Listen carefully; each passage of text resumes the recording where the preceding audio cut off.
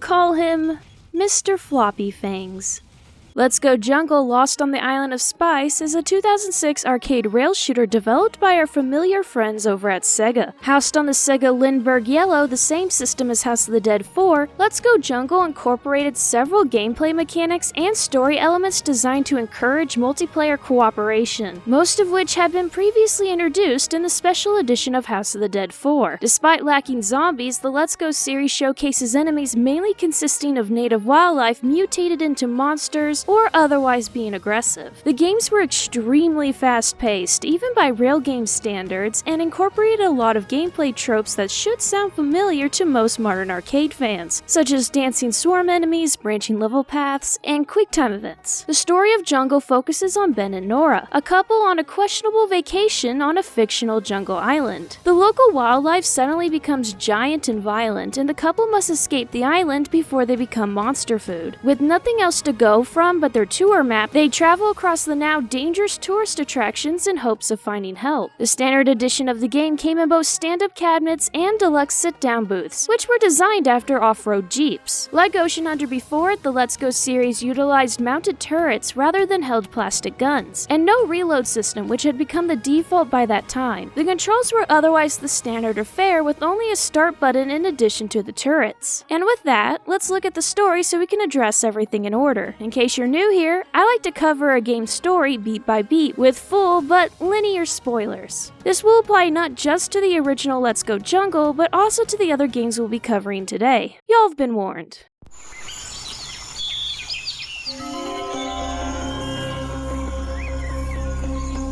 Let's go Jungle!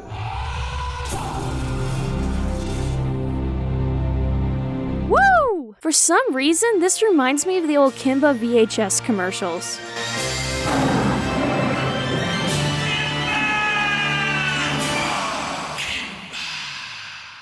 A quick look at the Attract demos, and I'm sad to say they are only gameplay segments and a basic tutorial video. No new cutscenes or backstory this time. Either way, let's jump into the story proper.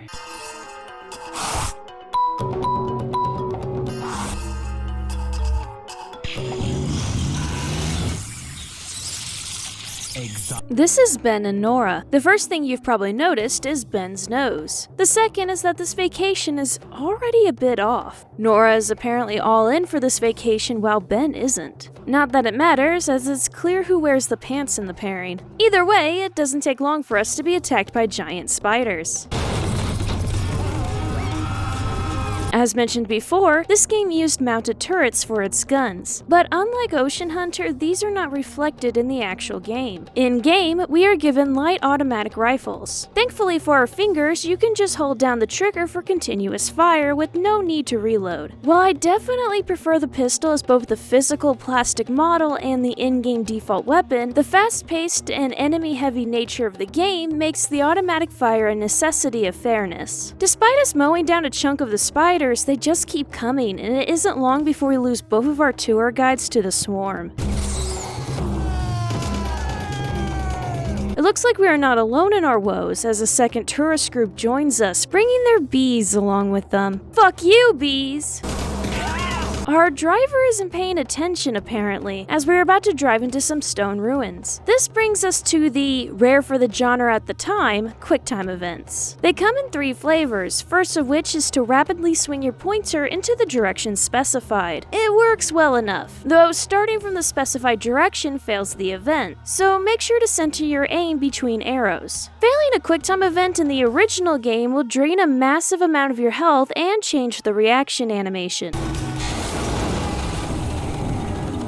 However, you will never die from a QuickTime event, possibly leaving you with literally 1% of health for the next section. Whether you succeed or fail at an event also has no long-term or major effect on the story, with exception of the last QuickTime event of the game, but I'll get to that in due time. Back to the story, we separate from the other tourist jeep and get swarmed by large dragonflies, eventually crashing us into a ruined wall.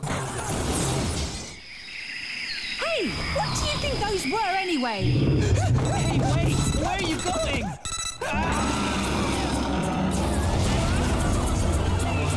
Mr. Floppy Fangs will be our nemesis of the day. In addition to being giant and fast moving, he, for whatever reason, has floppy, limp fangs that more closely resemble a mustache than anything a spider would have. I would propose it was to make the spider less intimidating, but all the other giant spiders are dentally intact. This isn't a glitch or anything like that, as his mustache is fully animated and present in later versions. I'm sure there's some reason for it, but at the very least it makes him memorable. That and the fact he's chasing our car.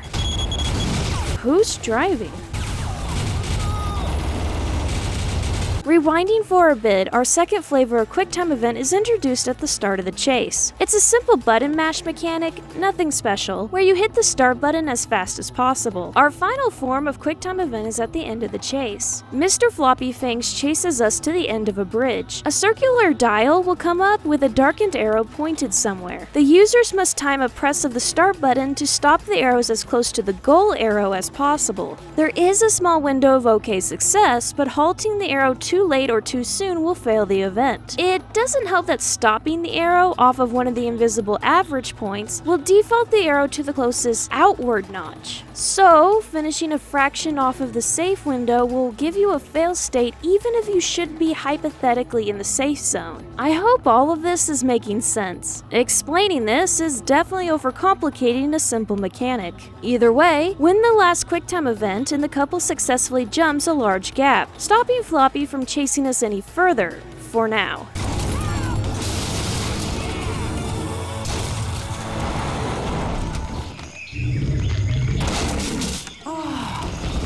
We made it. Fail, and the car will flip on the landing, but everyone is alive and well.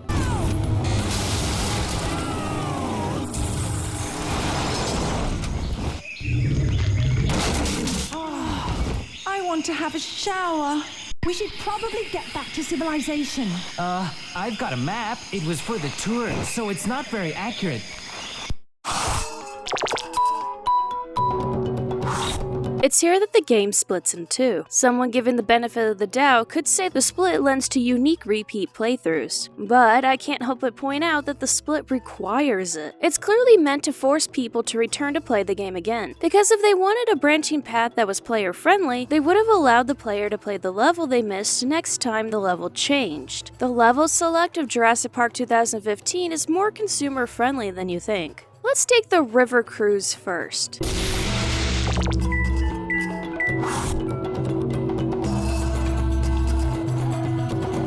We get a bit more of Ben and Nora, revealing that there is definitely a lack of mutual respect in their relationship. Ben is more than a bit whiny, and Nora is kind of a bitch in return. Either way, we are swarmed by bugs. New additions include unfortunate-looking leeches, a new flavor of spider, and even what I think are water beetles. While we are in this flooded area, I wanted to take a moment to appreciate that most of the foliage moves when you shoot it. It's the little things. Anyway, we find a boat. Hey!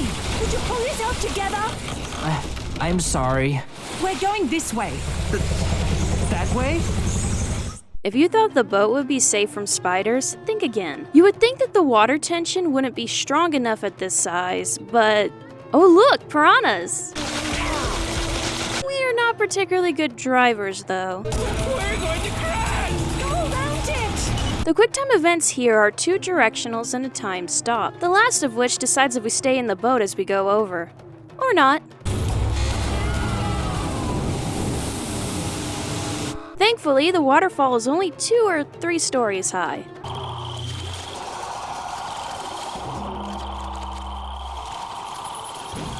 It's paddling time. We have to make our way through a swarm of frogs using timed paddle swings. The game makes a big deal about timing, but the window to hit the frogs is actually pretty good. You only use the trigger button to swing, so the controls don't change much either. It looks like we can go.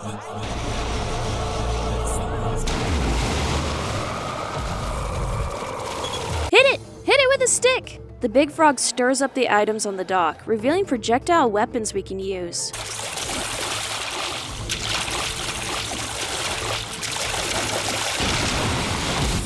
Now that we have our rifles back, taking care of the big frog is much easier. This is where we encounter another mechanic though. If you are playing multiplayer, the boss battles will have sections where one of the players is captured by the monster. The free player must shoot circles to save them while the captured player spams the start button. If they fail, the captured player will receive a notable health loss. Then, it's the other player's turn to get captured. These sections are entirely skipped when playing single player, so it's an easy thing to miss. And it's all part of the game's push for encouraging multiplayer runs. Regardless of the number of players, the shaking of the dock will eventually knock over a gas canister.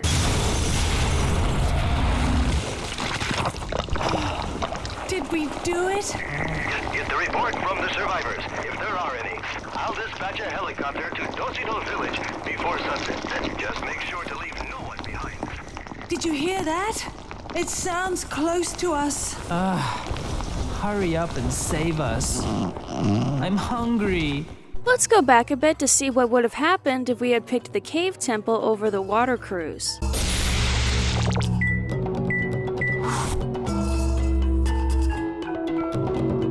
The cave temple doesn't seem to have any help for us, but someone marked out a SOS on the ground. Against any sense of self-preservation, we investigate, continuing further into the cave system. We are immediately swarmed by giant camel spiders, unfortunate-looking cave worms, and rolling pill bugs. I really appreciate that they made use of their cave setting when implementing the cave spiders, as they emerge from the darkness, climb along walls, and make use of their ability to walk on ceilings. But don't worry, arachnophobes, because camel spiders are not true spiders, and thusly your arachnophobia is not true fear. That's how that works, right? Anyways, we eventually catch up to the people who made the SOS. They are here to rescue us! Huh? You are the ones who've been following us? You don't happen to be rescuers, do you? No! These two are useless!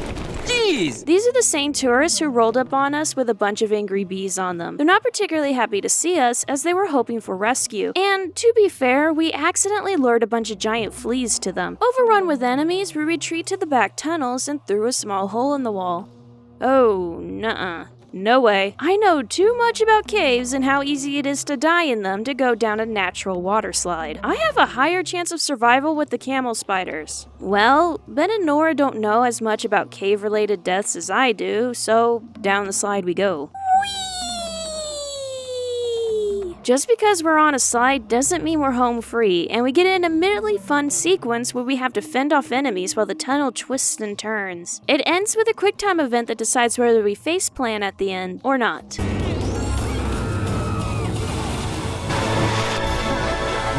aren't helping us at all! From now on, I'm in charge here! Hey, those are our guns. Get that back! Alright, we are going to be safe after all. Everyone, follow me! There are tons of them in here too. Hey, you two! Here! Slingshots? The slingshot section, like the frog paddling section, is set up to be more complex than it really is. The game warns you about aiming carefully and timing shots and all that, but in reality we've been downgraded from an automatic fire to pistol-style fire. If you've played any rail game utilizing a pistol, then you shouldn't have any problem with this section. As we climb up the rock wall, the other tourists ahead of us cause rock slides that require quick time events to avoid. Thanks, guys. Help is here! Let's hurry. Wait! I said wait! What about us? I'm sorry, but we're at full capacity. There's a heliport near Dosino Village. We'll rendezvous there. Until then, these will get you by. I'm really sorry about this.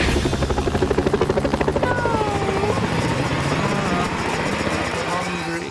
We've got to get to the village! This place is dangerous!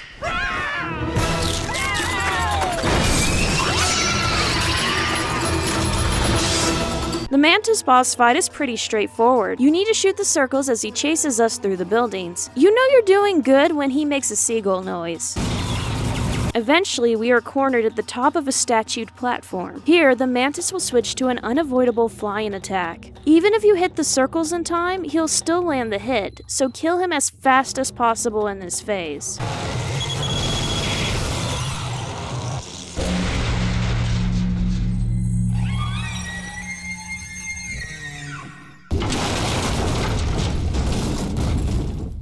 It really is mysterious Asia.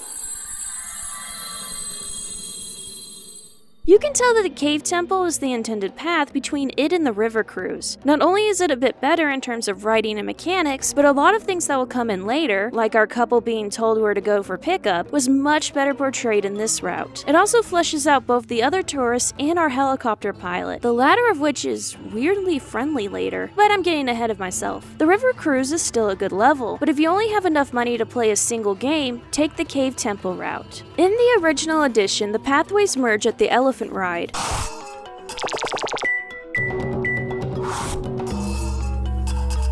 The village is destroyed and heavily infested with several enemies we've seen before, such as giant fleas, spiders, and pillbugs. The chickens are a nice touch though, and it's a shame the local area is so trashed. Oh, hello, Mr. Floppy Fangs. How are you today? We have to do a series of fast, time-stop, quick-time events to avoid being seen. I love how cartoony these sneaking animations can be. Seen or not, we aren't chased, and are able to cross a small pier over a river. It's just a kid. Please, you saved my elephant. No guns. Successful or not, and thanks for your help, the boy will take you to the pickup point. Just in time too, as giant spiders and even Mr. Floppy Fangs have caught up with us. Floppy is looking a little different this time though. Fungus, complete with mushrooms, are now growing out of him. Kudos to the designers, as he isn't infected with typical cordyceps, but rather several different types of parasitic mushrooms. Though, some of these are the STD type of parasitic mushroom, but I digress. Either way, eat your heart out, The Last of Us. I always thought you were overrated. You can shoot off the mature mushrooms from Floppy's back and they'll regrow. I'm pretty sure they're a direct shout out to Paris from Pokemon. His looming end doesn't make Floppy any less aggressive, and he even yeets a bunch of smaller spiders at us during the chase. I can't help but love that, and have concluded that more games need to just yeet confused giant spiders everywhere. Back to the chase, and we just managed to knock the big boy off the side of a cliff. Teleport a little further. This last ruined temple is a build-up to the final bosses. This place was temple, then army base, and then good people come. Green leaves. Bring back the green. It's a famous NGO. Well, a famous nature conservation group anyway. They make more green and more mushroom. But after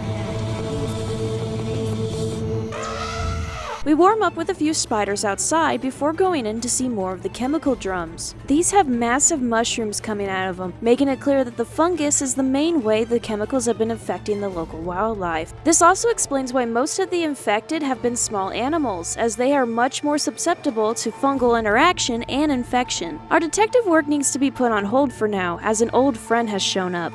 Mr. Floppy Fangs ain't doing too hot though, and it takes nearly nothing to defeat him one last time.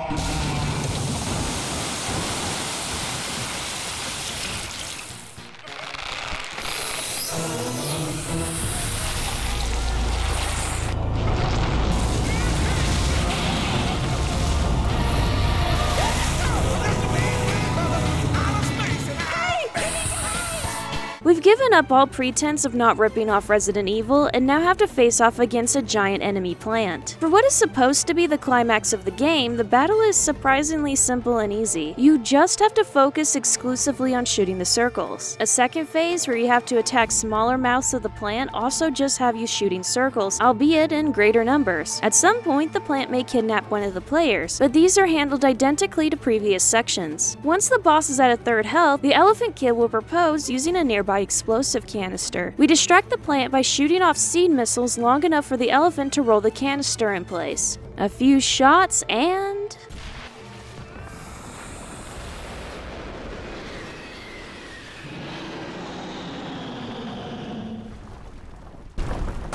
You okay? Of course, because of this. But I not thank you enough. So I give you this.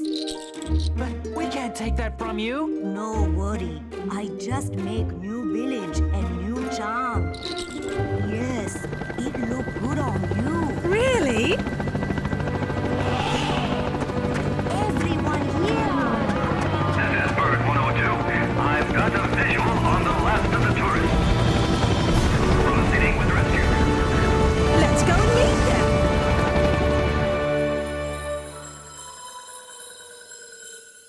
Next is what the game calls the optional tour, but in reality it's the final boss. We are on our way to safety in the helicopter when the pilot fills us in on exactly what's been happening. Apparently, the island was the site of a major battle zone and was utterly destroyed because of it. About 5 years ago, an eco-based, non-governmental organization started spreading around chemicals that use regenerative properties sampled from fungus to regrow the environment. It worked wonders, bringing the island back to its pre-war state in record times. Going from what we found, it appears that the chemicals, for whatever reason, have mutated, infecting the local wildlife. Though not specifically stated, it likely mutates animals when ingested in high amounts. The insects would ingest it, and then predators would eat the insects. This explains why there are so many carnivorous enemies, as the chemicals would build up with every meal. Floppy Fangs in particular had ingested so much that the mushrooms the chemicals were sampled from had started to propagate and even fruit from his body. Now, if you've seen my Oculus demos video, then you know that butterflies drink whatever morbid fluid they can get their proboscis on. What's that? Looks like this tour isn't quite over yet. I'll take care of the transportation. You take care of the rest. Our final boss is a giant butterfly. To be honest, I wasn't expecting that, all things in consideration. In addition to Mothra, you'll be swarmed by a cloud of butterflies who will literally smack the camera if you don't shoot them. They even make magical fairy noises like this was a little girl's fantasy. I find it pretty funny. Occasionally, Mothra would distance herself, giving you some circles to damage her with. If you fail to cancel her pattern, she'll swoop in for a literal Pokemon-style wing attack. At a sliver of health, she'll knock Ben and Nora from the helicopter.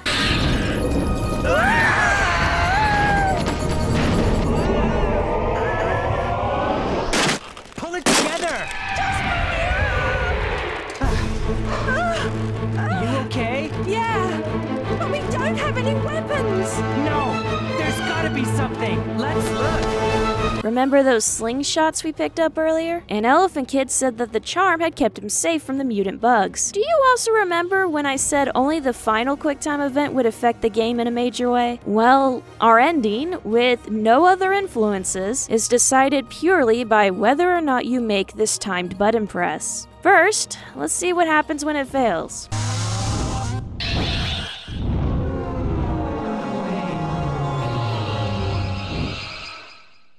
Nora. We don't have to try and force something back that we've lost. Not with the jungle, not with us. Thanks for everything. It was fun, I think. Probably. This is Squadron A. Mission complete. But their relationship is over. Returning to base.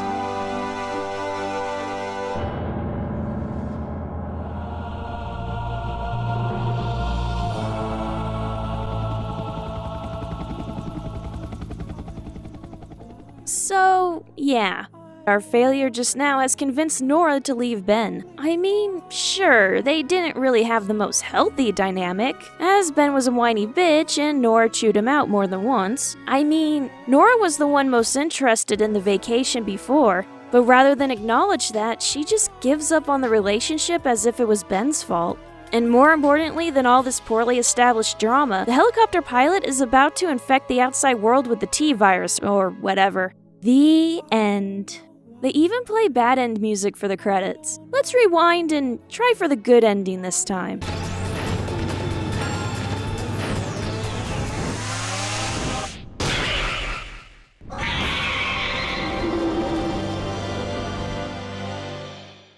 Nora. We don't have to try and force something back that we've lost. Not with the jungle, not with us. Besides, if Stuart helped bring back the nature here and bring us back. Yeah! And with that, their relationship was saved. We never see the helicopter pilot in this ending, so there is no reason to believe he isn't infected in this ending too, but whatever. Happy end music! Don't forget to check your score. And if you played multiplayer, you get a romance compatibility score, which is definitely more awkward than not. No one told Sega that these games are usually played between young male friends or brothers. Imagine if you're playing with a stranger, which I often did as a teen whenever a younger kid wanted to join in on my game. Either way, if you ignore the romantic framing, it's neat to see the synergy you have with the other player. I also like the animations Ben and Nora will do for the different values. I saw something similar in Magical Truck Adventure, though I'm sure the concept predates both games. And that's about it for the original Let's Go Jungle. The game is a lot of fun, and while it wouldn't hold the same legacy as House of the Dead, it's still remembered fondly by those who played it, and it managed to spawn both a ride-based special edition and a proper sequel, the former of which we'll now jump right into. Let's Go Jungle Special is a 2007 arcade rail shooter developed by our familiar friends over at Sega. Housed on the Sega Lindbergh Yellow, Let's Go Jungle Special was specifically designed for what is best described as a miniature version of one of those 4D ride chairs, but without the 3D. According to the safety demo, riders were given handheld gun models and the seats would move around, rotate, blast air in your face, and so on. Due to the increased liability of these mini rides, attendants would have to supervise them, which would necessitate queue lines, and at that point you might as well make it a limited time event sort of thing. If you came here for my Jurassic Park arcade video, then the Lost Media version of Lost World Special Edition would have hypothetically been the same in this regard. Because of the similarities to the hypothetical Lost World Special Edition, I was under the impression that Let's Go Jungle Special would take away and add new levels or segments to the game. I was half right in my assumption. I'm disappointed to say that Let's Go Jungle Special heavily abridges the original game, and while a few minor things were added to make up for this, no new gameplay sections were added. So then rather get in depth with everything beat by beat, I'm just going to cover the changes as we go through the story again. First change is that we now have proper attract demos that aren't just gameplay. We have a setup to the story now. Hi, I'm Ben. You could say I'm at a low point at the moment. It's okay. My girlfriend wants to dump me! And in order to put some fire back into our romance, we decided to go on this trip. It's funny that this establishes Ben as the one who set up the vacation, as he was definitely the one against it in the original. The other new demos are safety instructions told to us by... Mister! Oh no. I'm your guide for this adventure. Yeah, this is our new, questionably racist tour guide. If the Elephant Kid's broken English made you uncomfortable, you're in for a treat. If you start to feel queasy, press the red button. Just a kind reminder that these games are Japanese and thusly not my fault.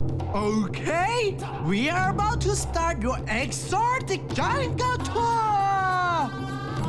The game overall is much easier, both from a lack of enemies compared to the original and a lack of health. To make up for this, the game is much more harsh in terms of death and damage. You and your multiplayer partner share a single life bar, which is 2 bars long regardless if you play multi or solo. Once this bar is used up from enemy damage or quicktime events, you are immediately given a game over. No extra lives or replays. This was to keep the queue lines moving, but honestly, making it to the end isn't particularly difficult on the default settings. Jumping into the game itself, we start at the jungle safari just like before, only now our retired military guides have been replaced with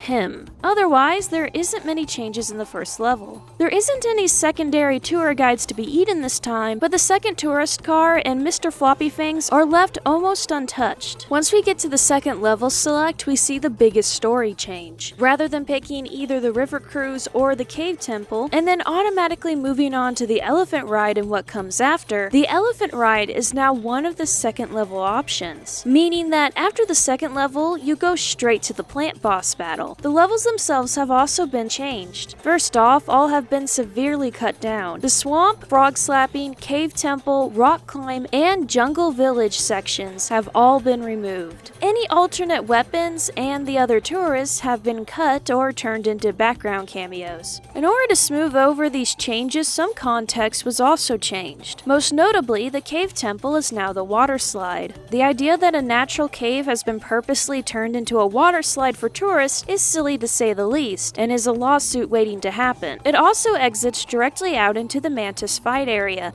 even though it's at the top of a mountain. And we were going downhill just before. Speaking of silly, while they were recontextualizing everything, they gave the plant boss level a name, the Underwater Temple. Well, there is water nearby. No time to start looking stupid! The slingshots have also been completely removed from the game, meaning that the final boss battle has been completely cut. Well, wait, if the final level was removed, how does the game end? Well, in place of any reference to the helicopter pickup, we instead end each of the second levels by meeting up with our questionably racist tour guide. There is definitely a deflation of excitement whenever I see him after whatever boss fight. And when we left behind the Elephant Kid to go with him, instead I felt something in me break. Without the Elephant Kid, we instead take the tour guide with us to the plant battle. Where is this? This used to be an army base. They burn whole field, but use chemical and make jungle just like science amazing? What?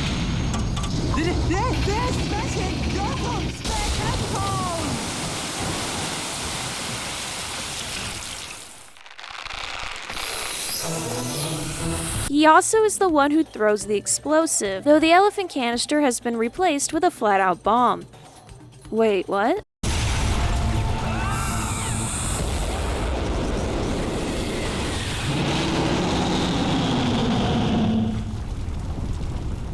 You okay?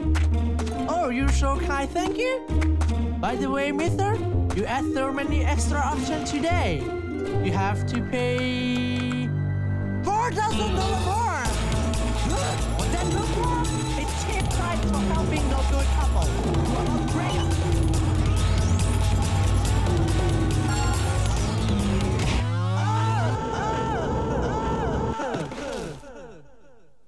I'm sorry. And with one last cameo from the Elephant Kid and other tourists, we are rescued by the helicopter. The end. No butterfly boss battle. Go home. Overall, from a purely software standpoint, the special edition is more than a bit of a letdown. Obviously, when you are in a proper booth enjoying the ride, the abridged nature of the game likely won't bother you, especially if you've never played the standard game. But playing this separate from the original machine, especially after completing the standard edition, is a total letdown. Several sections have been removed, the levels have been set up in a worse format, and while I don't particularly miss the ex-military tour guides, they are leagues better than this walking annoyance. If you magically catch this in the wild, go for it. But when emulating, it's an easy skip in favor of playing the original instead. Still, it was successful enough to spawn a sequel. Before we switch gears to look at the sequel, let's stop and listen to the music for a bit. Appropriately, the game makes use of a lot of drums and percussion bells, as well as the occasional voiced cry.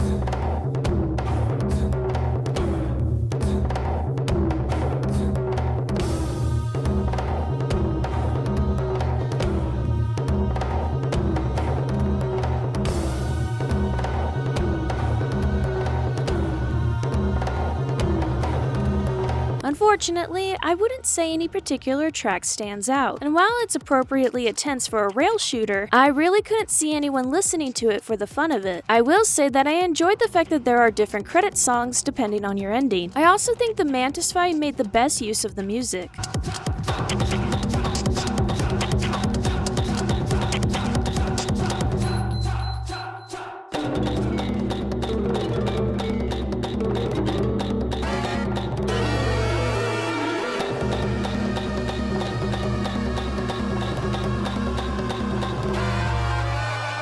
Funny enough, if you go into the settings of Let's Go Jungle Special, you can change the holiday theming in the settings. It doesn't change much about the game itself, outside of a few minor visuals. The only change I saw after pressing the start button were the clothes that the tour guide was wearing. Most of the changes I saw from this setting were in the safety demos. Both the background and music change according to the holiday. And while it's cool that they recorded music for each holiday, I'm sad to say that none of them are listening material. The Valentine's Day song doesn't do anything to invoke the holiday.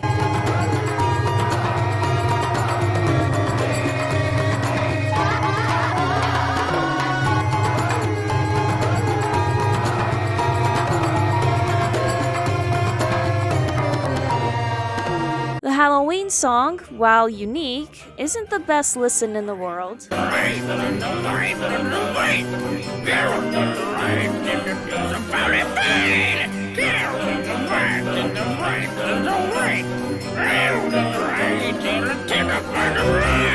And the Winter Holidays song sounds like it's trying to be bad on purpose.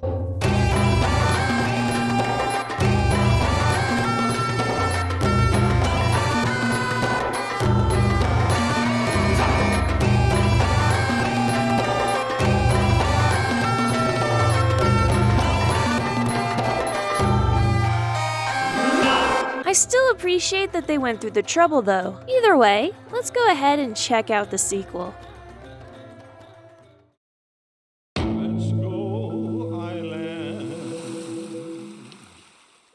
Let's Go Island, Lost on the Island of Tropics, is a 2010 arcade rail shooter developed by our familiar friends over at Sega. Housed on the Sega Ring-Wide, Let's Go Island incorporates several gameplay mechanics and story elements designed to encourage multiplayer cooperation. Like previous entries, Let's Go Island showcases enemies mainly consisting of native wildlife mutated into monsters or otherwise being aggressive. The game focuses on simple-minded Zack and overall unpleasant Beth, who, after a run-in with pirates, have to escape a tropical island before they become monster food. The standard edition of the game came in both stand-up and open-air sit-down booths, the latter of which came in both motion ride and still bench variants. The open booths also had a rather intimidating optional shark head on the back. All versions used mounted turret-like guns. Taking a look at the Attract demos, they are mostly gameplay clips, though the game's trailer is also part of the lineup and serves as our basic introduction.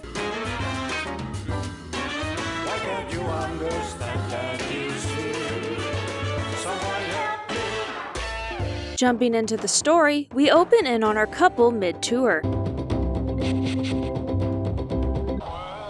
over there is the famous Spectacle Rock. Amazing, eh? Created completely through erosion by the waves. Excuse me, aren't we running a bit late? We'll be alright. We're 15 minutes behind schedule! First thing you probably notice is Beth's face. Second is probably these tourists' faces. Third is...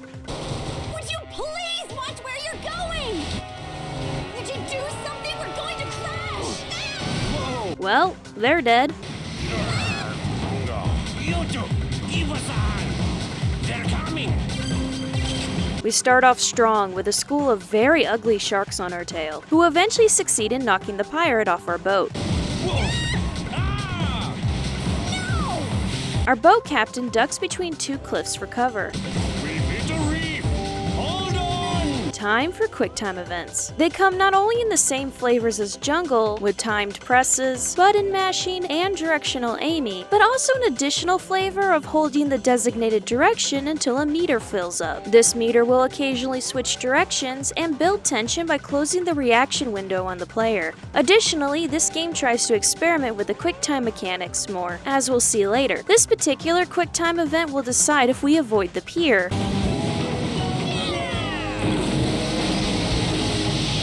or not. Like the first game, the only QuickTime event that really matters is the last one.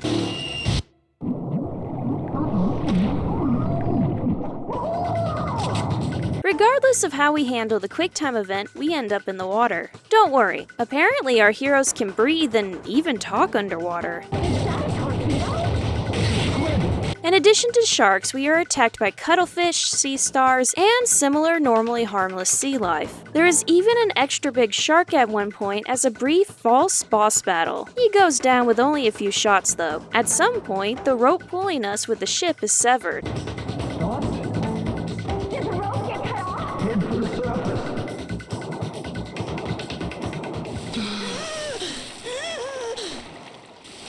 Where's the boat?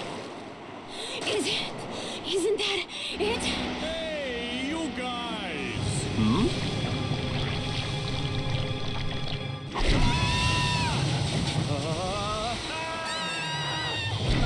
This way! Another QuickTime event. This time it's the held directional aim I mentioned earlier. This opens up the boss battle with the overgrown calamari here. He'll be our new nemesis for the evening. His boss battle is pretty simple, with the only time to damage him being the shoot the circle moments. He'll eventually pick us up and even dive into us from the sky, but the actual mechanics of his battles stay consistent. Do something about it! Do exactly as I tell you to do. I sure hope this works. We close off the battle with another QuickTime event, this one being a timed button stop to decide if we fall off our board while jumping off a cliff.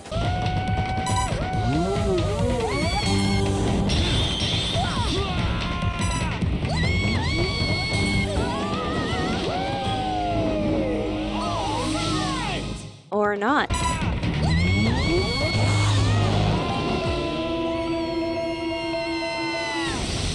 The octopus hits the wall either way. While recovering after the fight, the couple spot a plane that might take them off the island. Hey, look! There's a plane! You want to try going over there? Go over there? How? There are a few ways.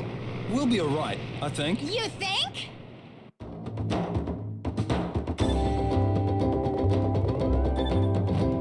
Like in Jungle, Level 2 is a branching pathway, though this time there are 3 completely unique levels to choose from. Let's check out the beach. But first, Beth needs a change of clothes apparently. You ready yet, lady? Are you sure this is the right way? Yeah, sure. Whoa! Unfortunately, the beach is infested with large, air-breathing, aggressive, and very animate sea cucumbers. They really just flop around, and even when a larger sea cucumber shows up, they aren't exactly intimidating. Eventually, we come across some recently abandoned structures. What is this island? It used to be an island resort. It's the place I used to work at. I was sacked after a financial crisis. He sounds way too chill about that. We also established Zach's nationality. You Aussies don't take anything Hey, I'm a Kiwi, alright? As we get higher, we trade in the cucumbers for giant locusts, which are in turn replaced by giant enemy crabs. Our next QuickTime event is a button mash, but whether we shake off the crabs or not, a bunch follow us onto a golf course. Remember when I said this game played around with the QuickTime events? This is bad.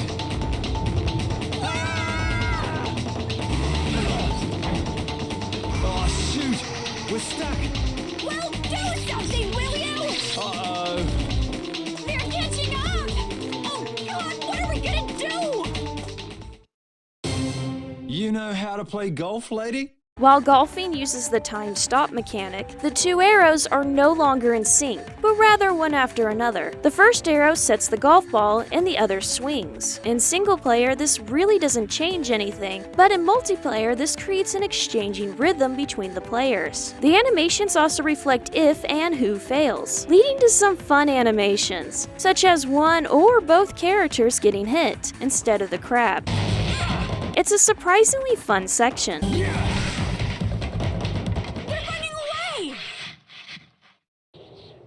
That's gotta be where the airfield is. Come on! Rolling back, let's check out the luxury resort. All of the second levels have the same basic beats. Beth changes clothes, we obtain a vehicle, explore a part of the now deserted resort, learn a bit about our characters, and end off on a section where we've lost our weapons and need an alternative way to defend ourselves. Nothing feels repetitive despite this, as each alternative level really has fun with the setting. And unlike the cave temple in Let's Go Jungle, none of the branching paths feel like the intended or better quality option. In this level, Zach obtains a motor scooter. Are you done making yourself look pretty? What took you so long? And what is that? Newlyweds get on and get their picture taken. Hop on! I'm supposed to be your bride now? Giant giant enemy crabs quickly usher us into the hotel lobby. Throughout this level, you can see the trailing cans of our scooter, which is a nice touch. In fact, you can see all of the vehicles we ride during gameplay, which is surprisingly rare in rail shooters, when you think about it. As we head up out of the hotel via nearly endless stairs, we eventually end up in an unfinished area. Using ladders and planks as ramps, we end up airborne. We are swarmed by locusts again, and it's here I realized that when you shoot down a locust, they explode, which is just plain funny and makes the section all the better. At some point, we make it up to a blocked pathway, queuing us for another held directional aim QuickTime event. I love how spastic we are in the air. In fact, speaking as an American, spastic feels like the perfect word to describe the entire series, especially Island. I can see that both appealing to and turning off different people. While I personally prefer a more moderate pace like Lost World or Ocean Hunter, the fast but fair enough pace of Let's Go is still a lot of fun, and there's a reason it became the standard pace of modern rail shooters. As we clear the obstacles, we tumble off a cliff and into a shallow running creek. We're out of weapons! Use this! Soda water? Now, if the slingshot of the first game played like a pistol, the soda caps play like shotguns. They don't particularly have a spread, but you get a timed shot and a brief cooldown, and it isn't long before you enter a rhythm near identical to a shotgun's fire and pump. It works well enough, and the tadpoles you face give a fair attack window. They're running away! That's gotta be where the airfield is. Come on! Rolling back, let's see what happens if we pick Aria of the Caves.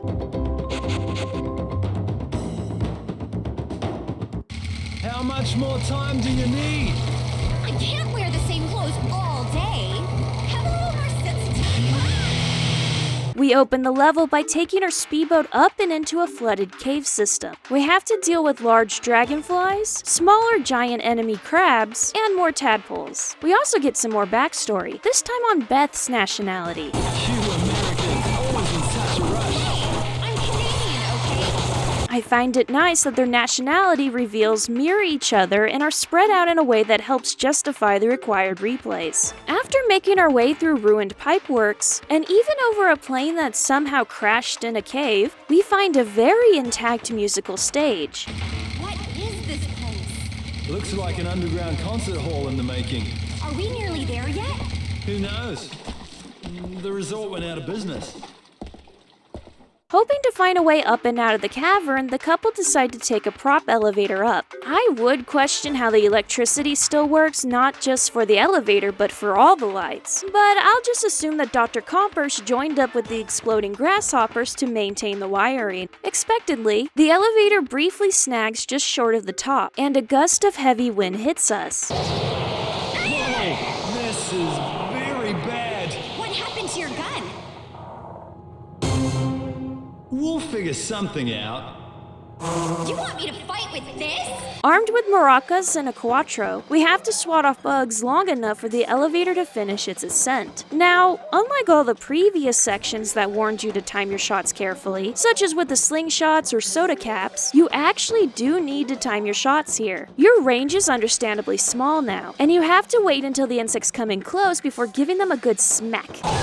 And yet another nice little touch, Beth will idly shake her maracas between hits. It's the little things. As we reach the top of the elevator, another gust of wind hits us. The basket is about to toss us out, so we have no choice but to jump to a nearby rail.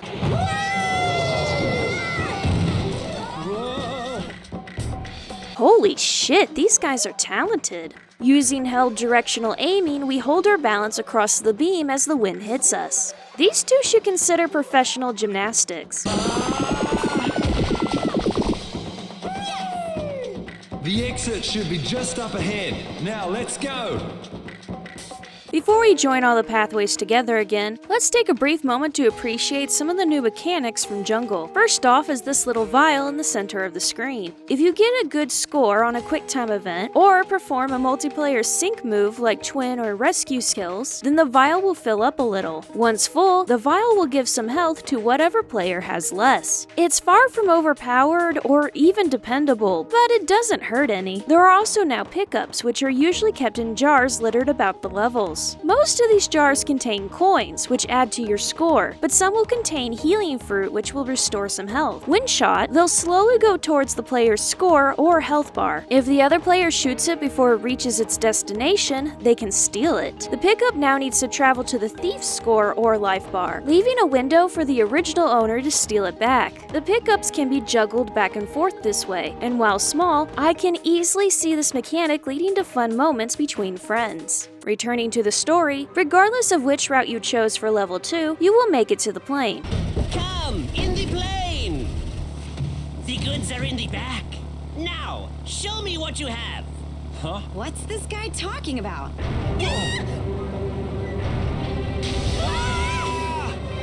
This'll work.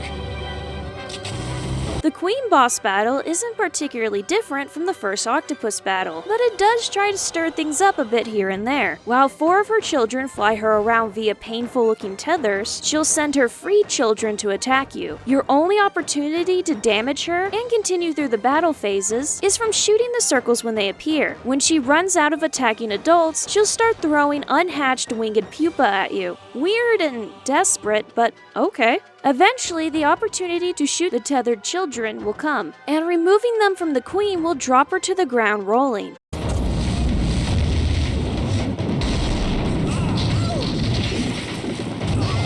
This is very, very bad. Hey! What are you doing?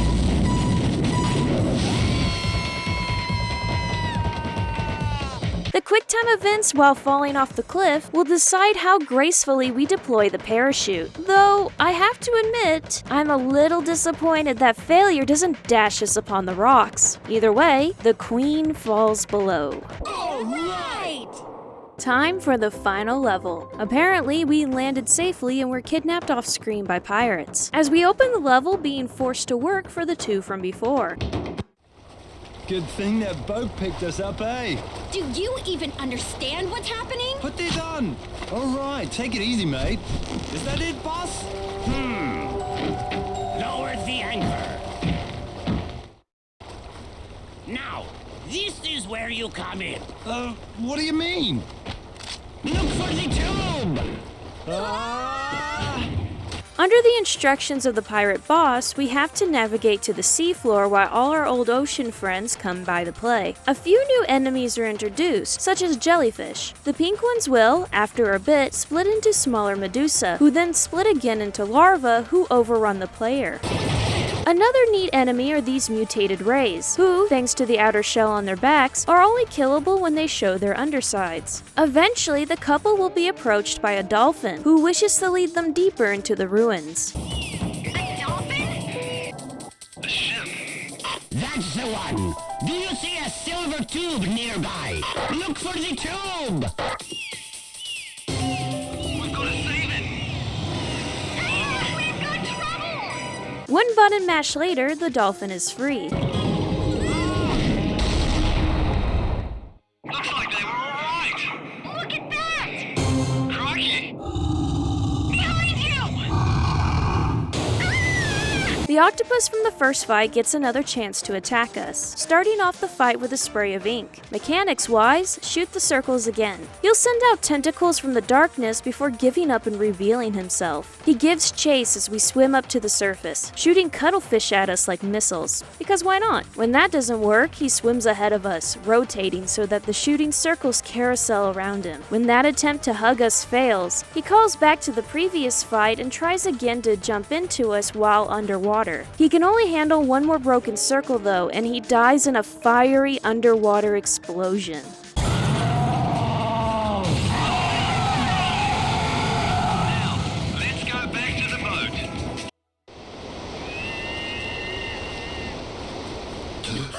Pretty exciting, huh, boss?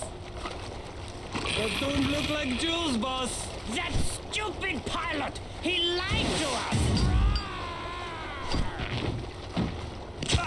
Zack has serious caveman energy sometimes. Well, the pirates aren't happy that their treasure was just a normal geocache stash. Look man, I get it. You get all hyped up for treasure, You do the whole coordinates thing, you go out into the middle of nowhere and get bitten by a rattlesnake, and all you get out of it is a chewed up pencil and a confused brown recluse. And then you realize that the custom gold coins advertised online by the original placer a couple days ago were removed decades ago by a rando who didn't even know what geocaching was, and I forgot what we were talking about. Okay, so if the mutating chemicals work on plants, then what else can they work on?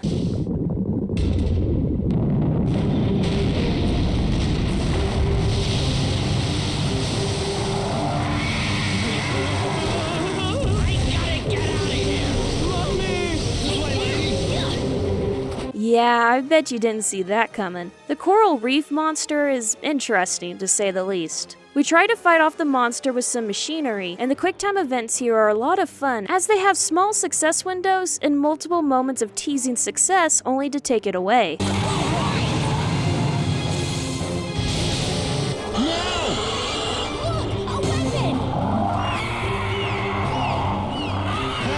it's you again. Care to help us out? Let's go! Woo! That's right! The whole boss battle entails us shooting down a giant, humanized, mutated coral reef while riding on the back of dolphins. Because why the hell not? The monster tries to body check and throw debris at us, but some shooting circles stop that. He also grows, I don't know what, out of his pores to attack us. I think I saw these things in the Eternal Cylinder. You have to hit them on the head before they can grow enough to reach you. At some point, the monster just says fuck it and grabs us up to his teeth. Well, by teeth I mean barnacles that resemble the mini vines from Jungle's plant boss. This tickles the monster enough that he sneezes us away into the final scene.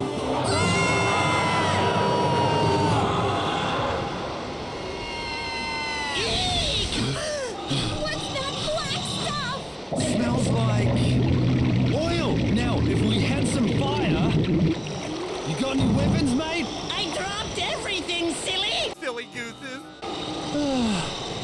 It's over. It's not over! What's that you always say? This is bad! Well, it's bad, and I need you to guide me out of it! You're right.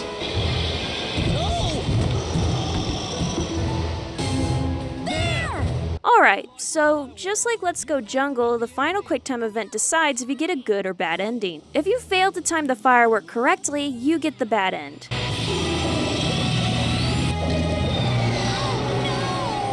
I guess we missed. You know, I went on this trip to find myself. Do you know what I ended up finding instead? Are you gonna tell me?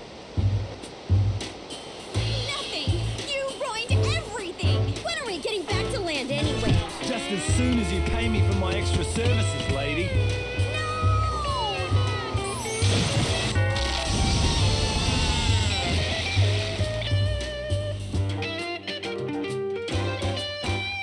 And just like before, there is even bad music, with Beth being the only one seen relaxing in the credits. Let's see the good ending now.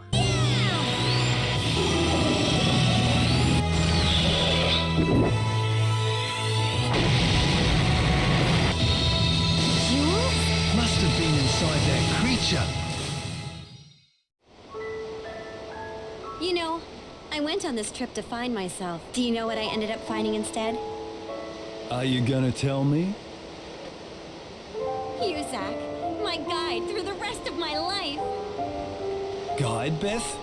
Don't you mean partner?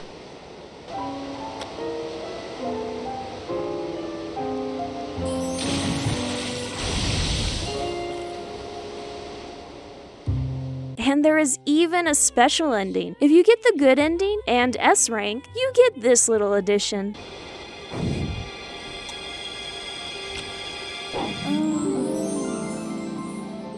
Guide, Beth? Don't you mean partner? I'll take your word on it, Zach. In the end, she's still a total Karen.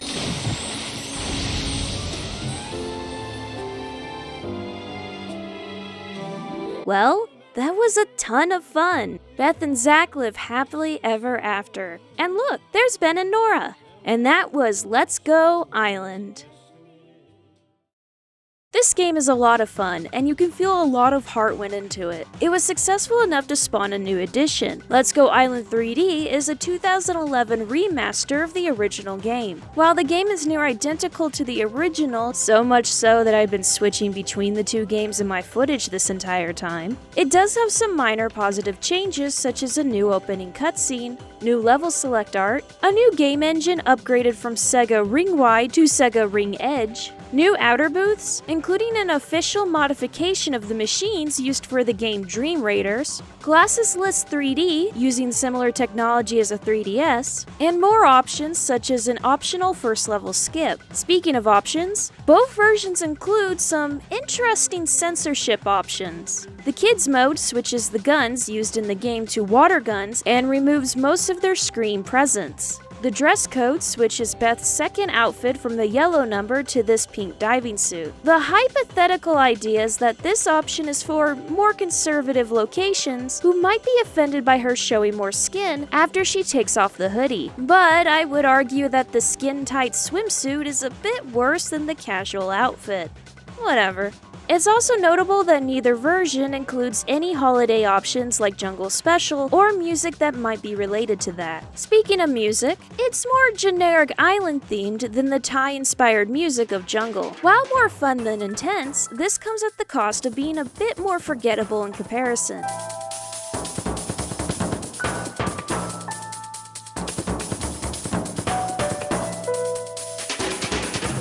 Personally, I prefer Island over Jungle, but I suspect most wouldn't. Also, I like the bad end credit music. Also, you were a good sister. I've never changed the way I look at you. Gotta love that smooth but angry jazz. And that just about does it. Some places list Transformers Human Alliance for arcades as a spiritual sequel, but I personally disagree. The same company used some of the same mechanics, but that's about it. I very much enjoyed these games, both emulated and, in the case of Island, in person. There is just a sense of love and fun on the part of the devs that is impossible to ignore. I will say that I liked Island a bit more, if only because it's a bit more polished. Zack is also the most likable character, followed by Nora, with Beth firmly in last place. Zack just comes off as someone who's incapable of having a bad time. As for me writing the script, only one version of any of these games is officially available for purchase. Remember when I said there was an official conversion mod for Dream Raider machines? Well, you can still purchase the mod, named Let's Go Island Dream Edition, from Sega Amusements. I don't think Dream Raiders is included though. Obviously, I would always recommend playing these games in the wild if possible, and since one of these games are still available, that is all I'll say. When, collecting these official and legally obtained machines, I would recommend skipping Jungle Special and the original Island. The standard edition of Jungle has way more content, and Island 3D is near identical to the original, save for some nice features and increased stability. And that's all I can say about that. Several people have commented asking for tutorials on my other arcade videos, but I really have said all I can without wandering into legal gray areas. Just like my other videos, I'm genuinely curious as to everyone's experiences with these games, and I wholly encourage y'all to leave comments telling your stories. It helps create and archive the natural environment one would find these machines, adds context and all that. I want to take a moment to sincerely thank all of y'all for all the support that has come my way. This channel is doing far better than I could have hoped, and I legit thought it would take years to even get this far. Next game I cover will be one I promised in an earlier video. I feel it fits summer well, and recording it was too much of a pain to change the schedule now. If you get this far, I would really appreciate a like and subscribe, and I hope you'll have a nice Northern Hemisphere summer. Or Southern Hemisphere winter. I'm gonna go now and cancel some vacation plans. Bye!